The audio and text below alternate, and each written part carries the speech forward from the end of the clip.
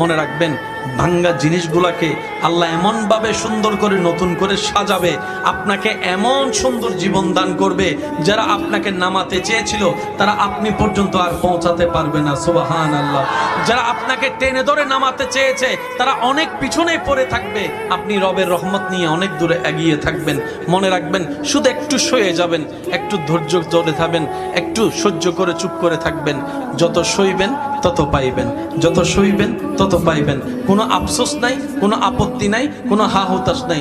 রবকে শুধু এতটুকু বলবেন যখনই মন খারাপ হবে, সিজদায় মাথাটা ঝুঁকিয়ে, ইয়া রব, আমি যা পেয়েছি কোনো কিছু পাওয়ার যোগ্যতা আমার কাছেই নেই, সব তুমি দয়া করে দান করেছো, সব তুমি দয়া করে দান করেছো।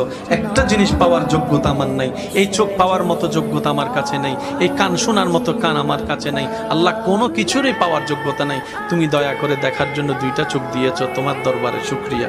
সুবহানাল্লাহ।